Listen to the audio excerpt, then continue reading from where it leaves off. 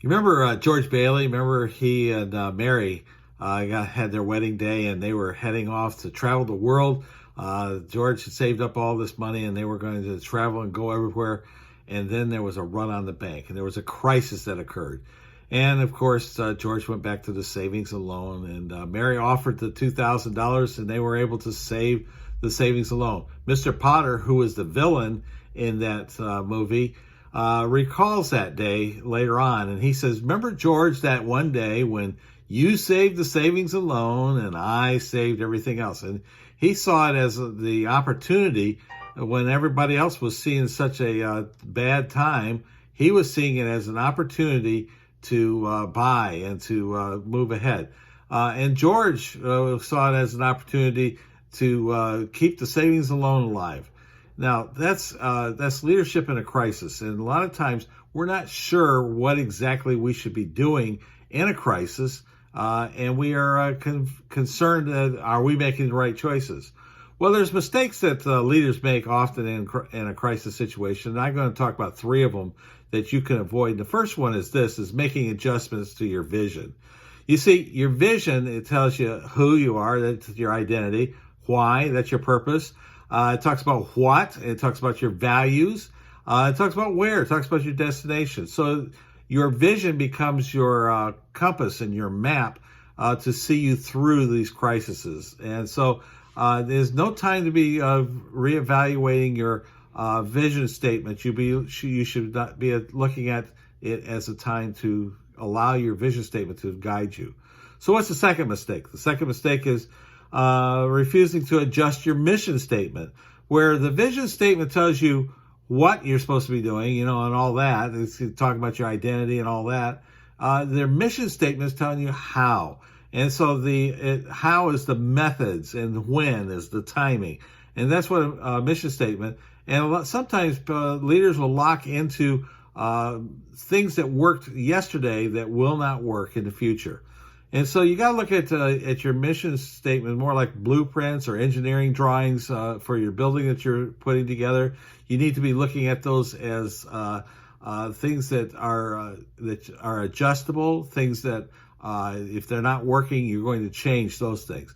Now, the problem is a lot of leaders and a lot of organizations, they combine their vision and mission statements into one, and leaders become a little bit concerned that they are somehow compromising because they're wanting to change some of the things, but that's really probably more about the mission side and not the vision side.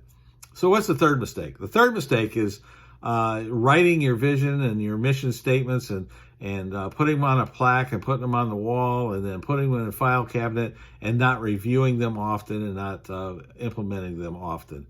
You see, a vision statement, it should be used for training, and it should be used for review of what's going on.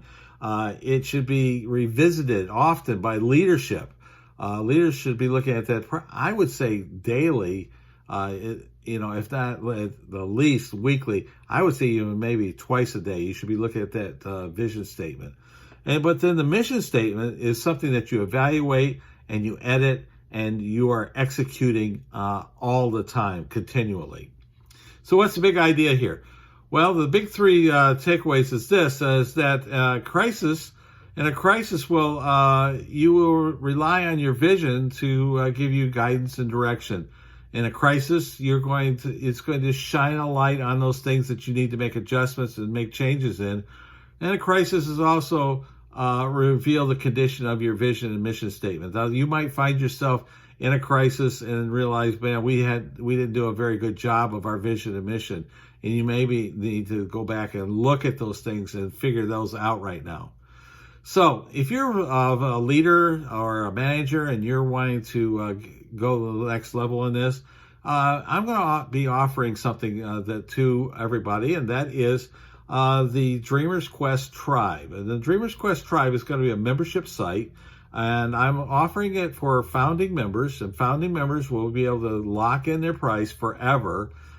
For less than 50 cents a day, they'll be able to lock it in forever, and you're going to get thousands and thousands of dollars of input. Now, the first two things that I'm going to be loading into that site is I'm going to be doing the Deeper Path, which talks directly to the concepts of visions and mission statements and how you put it together. But I'm also going to be putting in the Dreamer's Quest series, which talks about the journey of putting all this together. So you put those two together, you can supercharge your future, and we're going to be rolling those out shortly.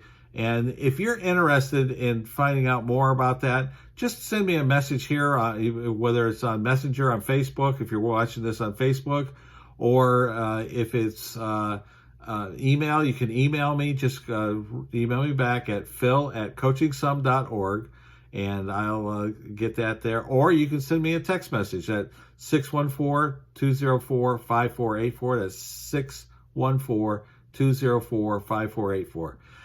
Have a great day, and I believe in you, and I believe in your dreams. This is Phil Johnson. Have a good day.